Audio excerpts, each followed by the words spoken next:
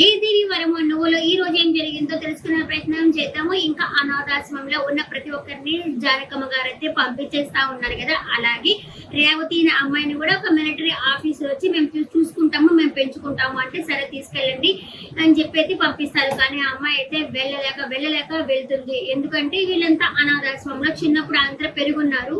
అందుకని అమ్మాయి వెళ్ళలేక వెళ్తుంటే నాకు అంజలి అక్క అంటే చాలా క్లోజ్ అని చెప్పేసి అంటుంది. అలా ఇంకా వాళ్ళు కూడా మేము కూడా బాగా చూసుకుంటాము, ఆ అమ్మాయికి ఒక మంచి లైఫ్ ఇస్తాము, ఆ అమ్మాయికి పెళ్లి చేస్తాము అని చెప్పేసి వాళ్ళు చెప్పడం అయితే జరుగుతుంది.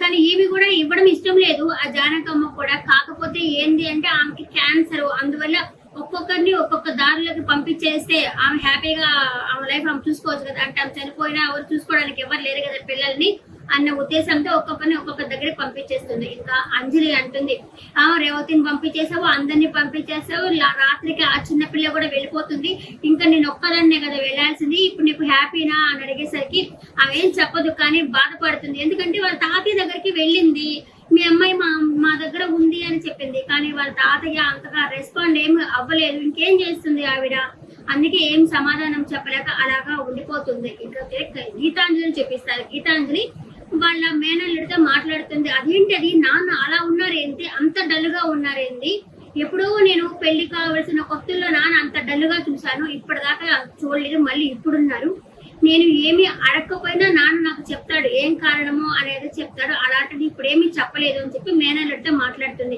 అదేమీ లేదు అత్త, ఏదో లేదని చెప్పేసి అంటాడు. కానీ లేదు ఏదో ఉంది, ఏమో చెప్పట్లేదు, ఒకవేళ నా గురించి ఆలోచిస్తున్నాడేమో అనేసి గీతాంజలి అంటుంది మేనల్లుడితోటి. నీ గురించి ఆలోచించడానికి ఏముంది అత్త, ఇప్పుడు హ్యాపీగానే ఉన్నావు కదా అని చెప్పనేసరికి ఎందుకో తెలియట్లేదు, నా గురించి ఆలోచిస్తున్నాడు అనిపిస్తా ఉంది అని చెప్పేసి తన మనసుకు తడుతుంది అని చెప్పేసి గీతాంజలి అయితే అనడం అయితే జరుగుతుంది. ఇంకైతే వాళ్ళ తాత మనవరాల్ని వెతుక్కుంటే వస్తాడు. అది చూడడానికి చాలా బాగుంది అనమాట. అది ఆమె ఆనందంతో ఉప్పి తబ్బిపోయిపోతుంది. వాళ్ళ తాత అయితే ఆ మనవరాల దగ్గరికి పోతాడు. ఎందుకంటే జస్ట్ చూసి రావడానికి కోసమే వెళ్తాడు అనమాట. ఇంటికి పిలుచుకొని వస్తే వాళ్ళ అల్లుడికి ఈ అమ్మాయి ఎవరో అనేది చెప్పాలి కదా, చెప్పలేరు కదా. ఆమె కూతురు పెళ్లి కాకముందు కనింది, అలాంటివి ఏమి చెప్పలేరు. చెప్తే వాళ్ళ కాపురం నాశనం అయిపోతుంది, ఏం చేయాలో అర్థం కాదు. అందుకనే ఒకసారి చూద్దాం అన్న ఉద్దేశంతో అనాథాశ్రమానికి వాళ్ళ తాతయ్య అయితే వెళ్తాడు. వెళ్ళేసరికి ఆమె కూడా చాలా హ్యాపీగా ఫీల్ అవుతుంది, అంజలి కూడా చాలా హ్యాపీగా ఫీల్ అవుతుంది.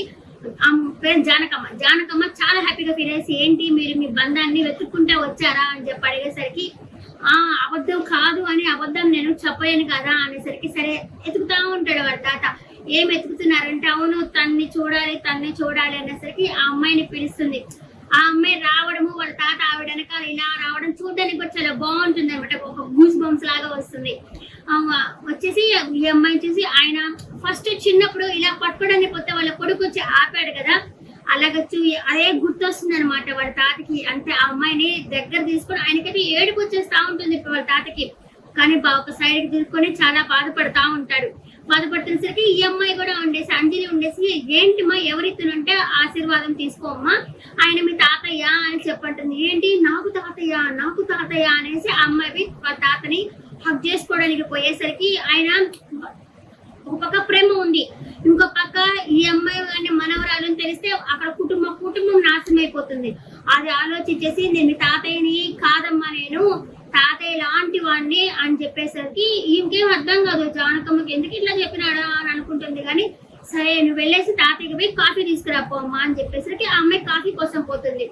జానకమ్మకి ఒళ్ళు మండుతుంది ఆ రాజారావుని చూస్తే. అది మీరు ఎందుకు వచ్చారు మీరు ఇక్కడికి అని చెప్పి అడిగేసరికి చూసిపోదామని వచ్చాను అని చెప్పేసి ఒక చెక్కు తీసుకొచ్చి ఇదిగో ఈ చెక్కులు ఎంతైనా రాసుకో, ఆ అమ్మాయికి మంచి భవిష్యత్తు ఇవ్వు, ఆ అమ్మాయిని బాగా చదివించు, ఆ అమ్మాయికి ఒక లైఫ్ ఇవ్వు అని చెప్పేసి ఆవిడకి చెప్పేసరికి 20 సంవత్సరాల క్రితము నీ కొడుకు ఇదే పని చేశాడు, 20 సంవత్సరాల తర్వాత కూడా వచ్చి ఇప్పుడు మీరు ఇదే పని చేస్తా ఉన్నారు, ఎంత మాత్రం కరెక్ట్.